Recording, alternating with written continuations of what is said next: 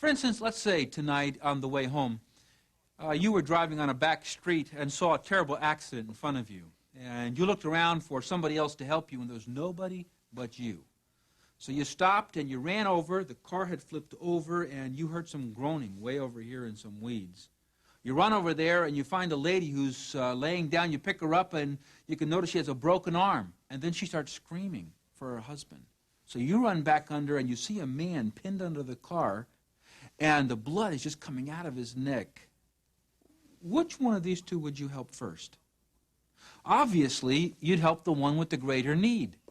Why is it then that when we teach, we oftentimes don't even look at either one of the people, but run to see if the car was damaged because that makes sense to us at the moment? You see, there are people in our classes that have terrible, pressing needs. And too many of us are off talking about who was the author of Genesis and what kind of wood there was in Noah's Ark. We have to change that. And let me give you some practical help on how to do that with those 3x5 cards we talked about a minute ago. For each question that we talked about, like when I get depressed, it's usually because, or the sin that always seems to trip me up no matter how hard I try is, take one of those questions and then take all of your cards and start putting them in different piles. All of them that have to do with the family, put in this pile.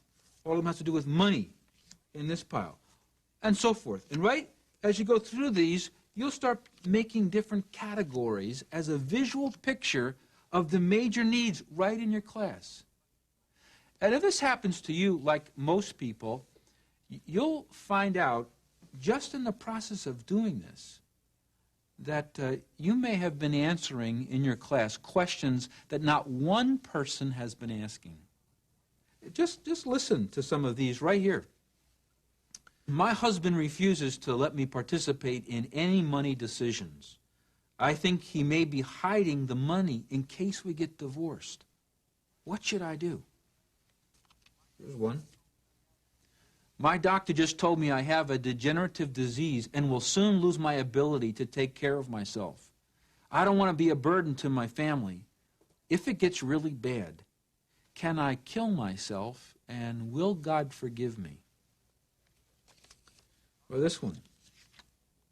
I'm considering bankruptcy. What does God think about that?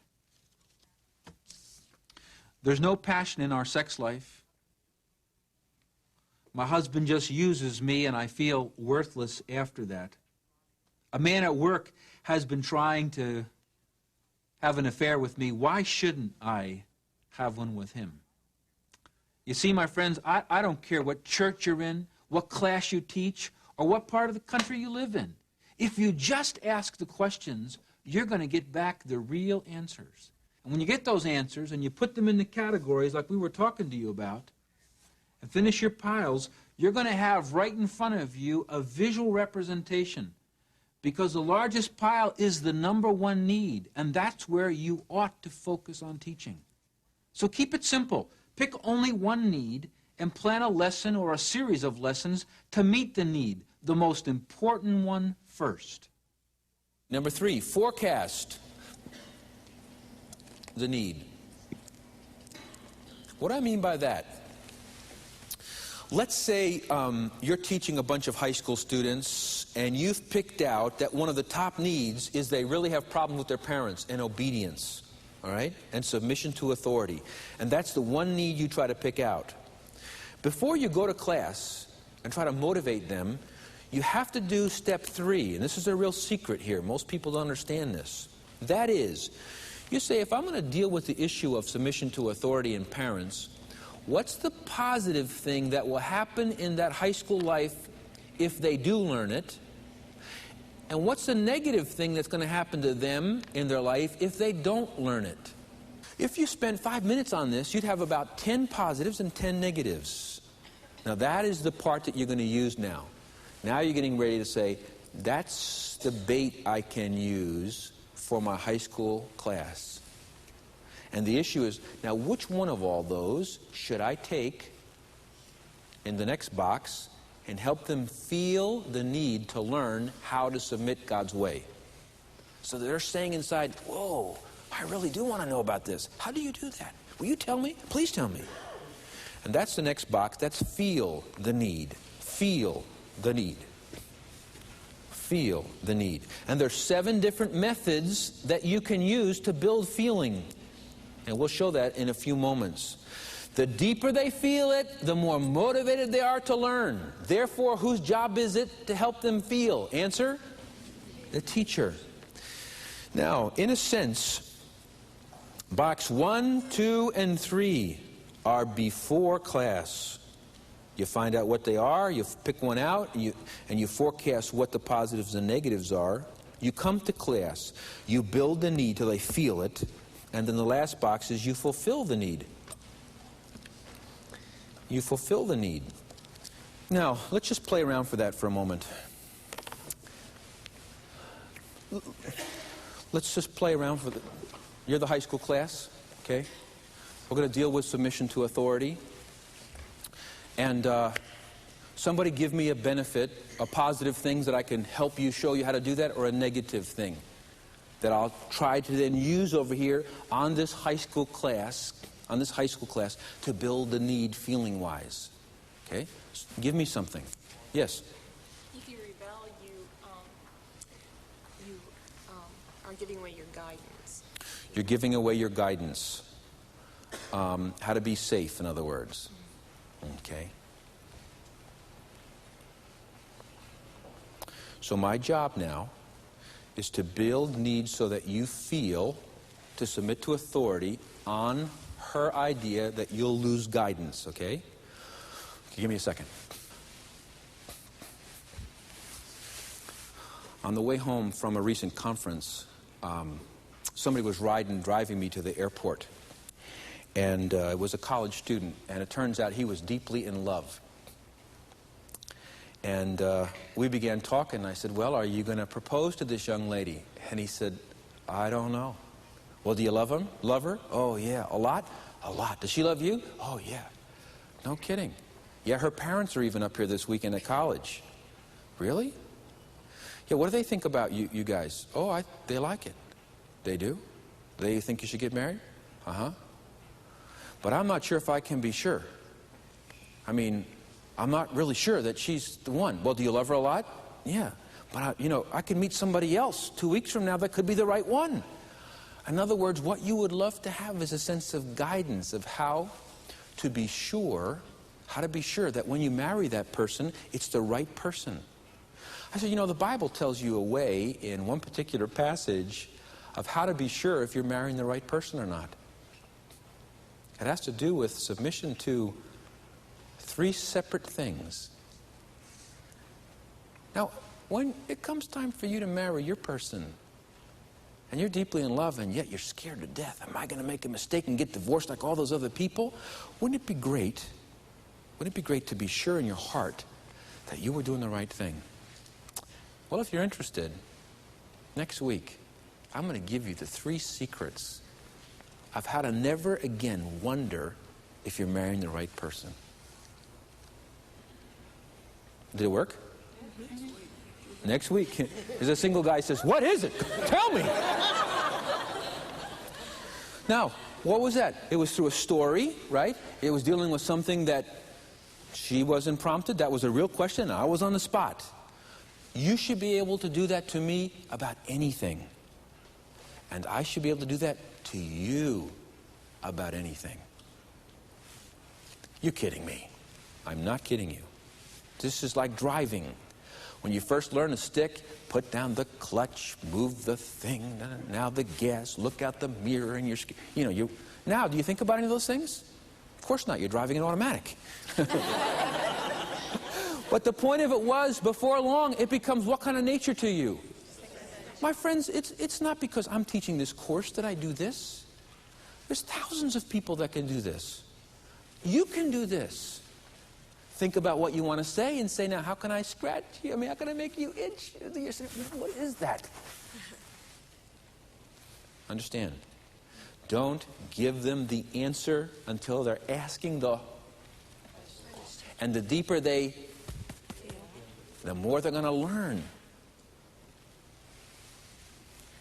Like Carl Henry said, he made us hurt for the answer before he gave it to us. A great teacher. Now, how do you become a great teacher? How do you help your students to hurt for the answer before you give it to them? How do you build the need? I mean, anytime, at any audience, for any subject. I mean, what's the secret to leading your class to really desire what you're going to teach them? Well, I'm sorry to say, there isn't a secret. There are 7 secrets that all master teachers use all the time. In fact, the last time that you really wanted to learn something in class, now this is really important. Come a little closer for a minute. It may have been because someone was using one of them on you at that very moment. So come with me then. Let's explore together those 7 secrets. By the way, we call them the 7 maximizers of need. Effective teachers use these 7 maximizers almost unconsciously. But if you went back and studied what they were doing, guess what you'd find? You'd find them using one or more of these 7 maximizers every time they built the need. These then are the universals. This is the way that you as a teacher help a person to feel something regardless of where you are in the world. That is, if I do it here, or in Brazil, or Singapore, or whatever, it works the same. It doesn't make any difference what subject you're talking about, or even what age your students are. So let's get into them. Remember, though, that our course textbook covers these in a lot more detail and with a lot more illustrations. I can only give you a brief overview of each one of them. Number 1, describe the need in a factual presentation.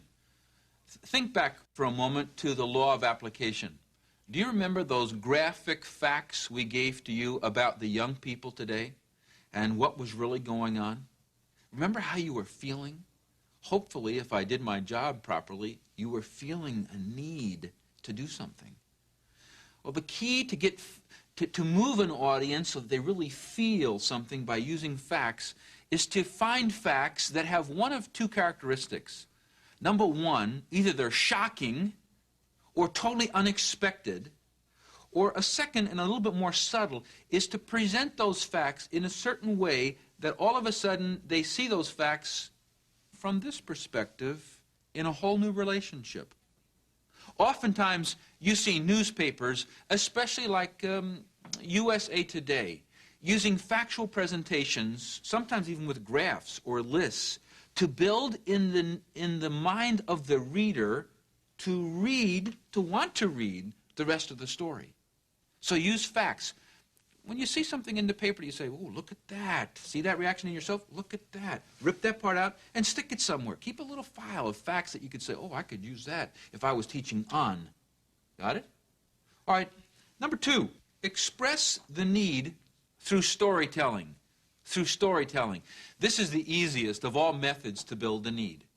Remember how you felt with the Becky story? Or what about section 2? Or what about Jennifer trying to fish on the end of the little dock with a bare hook? If I did my job as a teacher effectively, you felt the need to either know something more. You said to yourself, ooh, how did that work? I want to know that. Or you felt the need to use that truth in your own life. Ooh, I should be doing that. Now, the key to a good story that really moves a person emotionally is that they must identify in their emotions with the story. A really effective story, a great story, gets the whole audience involved in the story. Everybody's saying, oh, yes. See?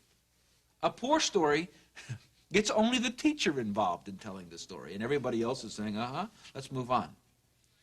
Now, did Jesus Christ use many stories to build a need? Sure he did, all the time. What do we call them? We even have a name for them.